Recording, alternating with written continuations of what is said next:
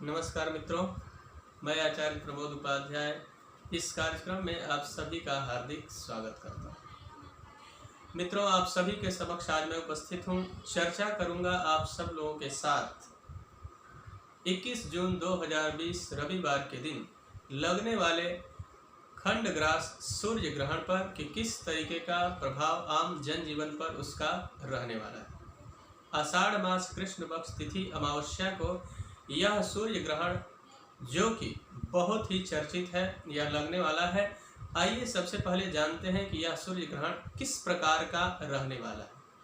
जैसा कि आप सभी को पता है कि सूर्य ग्रहण एक खगोलीय घटना है जो समय समय पर लगता रहता है और साथ ही साथ में जिस समय सूर्य ग्रहण लगता है उस समय सूर्य की जो लालिमा है वह धुंधली हो जाती है, यानी कि कालापन, काली छाया उसके ऊपर आकर जम जाती है, जिससे कि सूर्य की छवि धूमिल सी हो जाती है।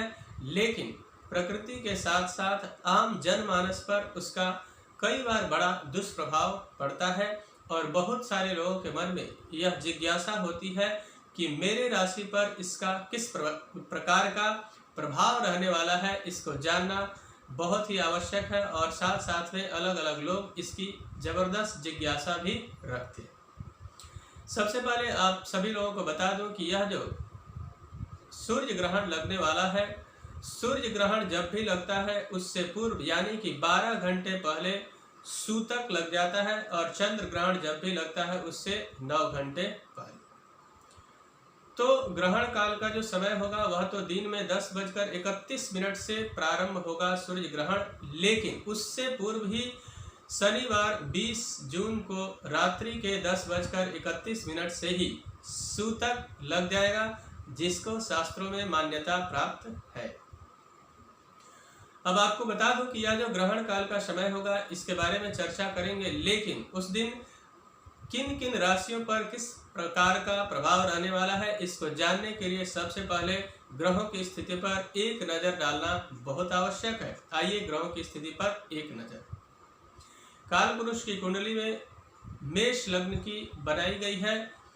लग्न में कोई भी ग्रह विराजित नहीं है। वृषभ राशि में शुक्र विराजमान रहेंगे। वही चतुर्ग्रही योग के साथ सूर्य, बुध, चंद्रमा एवं राहु तृतीय भाव में मिथुन राशि में विराजित रहेंगे। केतु ग्रह धनु राशि में विराजित है। वही गुरु एवं शनिदेव दोनों ही ग्रह मकर राशि में विराजित हैं और मंगल ग्रह मीन राशि में विराजमान रहेंगे। तो ये ग्रहों की स्थिति है। जैसा कि आप सभी को पता ही है कि इस समय अगर एक दृष्टिकोण से देखा जाए तो 6 ग्रह वक्री हैं, लेकिन राहु और केतु दोनों ही ग्रह सदैव वक्र गति से ही चलते हैं। वहीं पे बुध, गुरु, शुक्र एवं शनिदेव चारों ही ग्रह वक्री होने के कारण आम जनजीवन पर इसका बड़ा गहरा प्रभाव पड़ा है। भारत ही नहीं पूरे विश्व में इसका बहुत बड़ा गहरा प्रभाव, दुष्प्रभाव कहा जा सकता है, जिससे कि इस समय पूरी दुनिया कोरोना नाम के महामारी से जूझ रही है। लेकिन ग्रहण काल के बाद क्या इसमें सुधार होने की संभावना है? क्या जिंदगी पुनः एक बार पटरी पे लौटेगी और पुनः खुशियां सबके घर में आएंगी? तो मुझे पूरी उम्मीद है और ग्रहों में धीरे धीरे कुछ बदलाव के योग भी दिखाई दे रहे हैं, जिससे चिंता नहीं, चिंतन करने की आवश्यकता है। ईश्वर कहीं न कहीं आने वाले कुछ ही समय में हम सबको इस समस्या से निकालने का कार्य करें। तो जब भी ग्रहण लगता है उस समय एक विशेष बात का ख्याल रखना बहुत ही आवश्यक है कि उसको खुले आंखों से नहीं देखना चाहिए और प्रयास करना चाहिए कि चश्मा लगाकर अगर देखना भी है तो देखें। लेकिन ग्रहण काल के समय सूर्य की तरफ देखना सभी के लिए बहुत ज़्यादा लाभदायक नहीं होता है। कुछ लोगों के लिए लाभदायक तो कुछ लोगों के लिए हानिकारक सिद्ध होता है। विशेष करके गर्भवती महिलाओं को उस दिन विशेष ख्याल रखते हुए किसी भी तरीके से बाहर जाने का प्रयास नहीं करना चाहिए। साथ ही साथ में कोई सामग्री यानी कि कोई भी वस्तु तोड़ना या वस्त्र की सिलाई इत्यादि नहीं करनी चाहिए। सब्जी इत्यादि नहीं काटना चाहिए, जिससे जीवन में आने वाले संतान के जीवन में कोई दुष्प्रभाव ना पड़े। इस बात का विशेष ख्याल रखना चाहिए। भगवान के भजन और संकीर्तन को करते हुए अपना समय व्यतीत करना चाहिए और गेरू अवश्य पेट पर लगाएं, जिससे कि बच्चे के ऊपर किसी प्रकार का दुष्प्रभाव ना पड़े।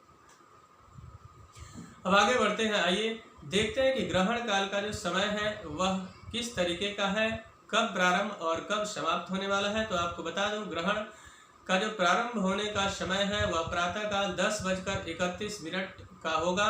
वही मध्य का जो समय होगा वह दिन में 12:18 का होगा और समाप्ति यानी कि मोक्ष का जो समय होगा वह दिन दोपहर 2:04 का होगा। यह जो ग्रहण है यह मिथुन राशि में मृगशिरा नक्षत्र में प्रारंभ हो रहा है और वही आद्रा नक्षत्र में यह ग्रहण समाप्त होगा। अब आपको बता दूं, आइए प्रारंभ करते हैं कि मेष से लेकर मीन राशि वालों पर किस प्रकार का प्रभाव पड़ने वाला है इस ग्रहण काल का। तो मेष राशि वालों के लिए बहुत ही शुभ समाचार है। श्री यानी कि लक्ष्मी की प्राप्ति का पूर्णतः योग बनता हुआ दिखाई दे रहा है। वही वृषभ राशि वालों के लिए सावधानी बरतने की आवश्यकता रहेगी, अन्यथा किसी न किसी प्रकार से हानि आपको हो सकती है, इसलिए सावधान रहें और भगवान का भजन संकीर्तन करते हुए अपना समय व्यतीत करें। मिथुन राशि वालों के साथ में सावधानी बरतते हुए आगे बढ़ने की आवश्यकता रहेगी, अन्यथा धोखाधड़ी का पूर्णतः योग यहाँ पे बना हुआ है। अपनों से सावधान रहें, सावधानी हटी और दुर्घटना घटी वाली बात दिखाई दे रही। कर्क राशि वालों के लिए भी कहीं न कहीं हानि का योग बना हुआ है, इसलिए सावधानी पूर्वक आगे बढ़ें और भगवान के कहीं न कहीं जप पूजा पाठ इत्यादि में अपना ग्रहण काल के समय में समय व्यतीत करना आपके लिए बहुत हितकर सिद्ध होगा। वही सिंह राशि वालों की बात करें तो सिंह राशि वालों के लिए खुशखबरी है, पूर्णतः लाभ ही लाभ यहाँ पे दिखाई दे रहा है। पूर्णतः आने वाले समय में लाभ का पूर्ण योग यहाँ पे बन रहा है, इसलिए प्रसन्न रहिए और आगे बढ़िए। बात करते हैं कन्या राशि वालों का, यह ग्रहण काल किस प्रकार का फल देने वाला है। तो कन्या राशि वालों के लिए भी कहीं से कुछ बड़ी खुशखबरी मिलने के आसार यहाँ पे दिखाई दे रहे हैं। तुला राशि वालों के लिए ग्रहण काल में किस प्रकार का फल देने वाले हैं, ग्रहों की स्थिति किस प्रकार की रहने वाली है। सावधान रहें और सावधानी पूर्वक आगे बढ़ना चाहिए, अन्यथा कोई व्यक्ति बिना किसी कारण का लांछन यानी कि आरोप और प्रत्यारोप आपके ऊपर लग सकता है, जिसके मान सम्मान को आपके बड़ा झटका लगने का योग भी दिखाई दे रहा है। बात करते हैं वृश्चिक राशि वालों के लिए ग्रहण काल के बाद का समय किस प्रकार का रहने वाला है। वृश्चिक राशि वालों के लिए थोड़ा सा टफ टाइम दिखाई दे रहा है।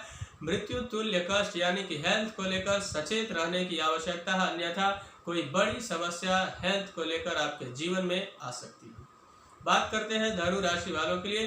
धनु राशि वालों के लिए कोई ऐसी दुखदायी समाचार न मिल जाए, इस बात का विशेष ख्याल रखते हुए आपको सचेत रहते हुए आगे बढ़ने की आवश्यकता रहेगी। बात करते हैं मकर राशि वालों। मकर राशि वालों के लिए ग्रहण काल के बाद का जो समय रहेगा बड़ा ही सुख शांति और समृद्धि के साथ साथ लक्ष्मी प्रदान करने वाला समय दिखाई दे रहा है, इसलिए प्रसन्नता के साथ आगे बढ़ना चाहिए। कुंभ राशि वालों के लिए चिंता नहीं चिंतन करने की आवश्यकता है। चिंताओं को थोड़ा सा बढ़ाने वाला समय दिखाई दे रहा है, इसलिए भगवान के शरण में रहें और उनका चिंतन करेंगे तो चिंता खुद ब खुद आपकी टल जाएगी। बात करते हैं मीन राशि वालों की। मीन राशि वाले बहुत ज्यादा उस समय सोच विचार में लगे हुए रहेंगे, लेकिन सोच का परित्याग करिए और कहीं ना कहीं कॉन्फिडेंस के साथ आगे बढ़ने की आवश्यकता है। अगर कॉन्फिडेंस के साथ बढ़ते हैं तो आने वाली प्रत्येक समस्याओं को टालने में आप काफी हद तक कामयाब रहेंगे। तो मित्रों, ये तो राशियों का हाल रहा। आपको बता दूं कि ग्रहण काल से पूर्व ही यानी कि शनिवार के दिन 20 जून को रात्रि के समय 10:31 से ही मंदिरों को बंद कर देना चाहिए, देवी देवताओं को बंद करके, और भोजन इत्यादि उस ग्रहण सूतक काल में नहीं करना चाहिए जो लोग स्वस्थ हैं। लेकिन वही जो लोग वृद्ध हैं, बीमार हैं या फिर जो महिलाएं गर्भवती हैं, उनके लिए ये सब अप्लीकेबल नहीं है, उनके लिए क्षम्य है, इसलिए वो कुछ न कुछ खा पी सकते हैं। साथ साथ में जब भी ग्रहण काल का समय चलता है उस समय मंदिर को बंद रखा जाता है, लेकिन वहां पे पूजा पाठ कहीं न कहीं जप तप सिद्धि, अगर किसी मंत्र को साधना चाहते हैं, सिद्ध करना चाहते हैं, उसके अलावा भगवान की असीम कृपा अगर आप प्राप्त करना चाहते हैं, चाहे किसी भी देवी देवता की बात करें जिसके ऊपर आपकी अटूट श्रद्धा है, उनके मंत्रों का आपको जप करना चाहिए। अगर आपके ऊपर शनि की 7.5 या फिर शनि की ढैया महादशा या अंतरदशा चल रही है तो आपको ओम सम शनिश्चराय नमः मंत्र का जप करना चाहिए। दशरथ कृत शनि स्तोत्र का पाठ करना चाहिए। वही अगर कहीं भी जाते हैं और विजय प्राप्त नहीं हो पाता है, यानी कि पराजित होना पड़ता है बारंबार, तो उस दिन आदित्य हृदय स्तोत्र का पाठ अवश्य करें। सूर्य सहस्त्र नाम का पाठ भी आप कर सकते हैं। उसके अलावा जो लोग लक्ष्मी की अपार कृपा प्राप्त करना चाहते हैं उनके लिए ओम श्रीम श्रियै नमः इस मंत्र का जप करना चाहिए, या फिर कनक धारा या श्री सूक्त का पाठ करना, भगवान नारायण का नाम या फिर विष्णु सहस्त्र नाम का पाठ करना आप सभी के लिए बहुत ही हितकर सिद्ध होने वाला है।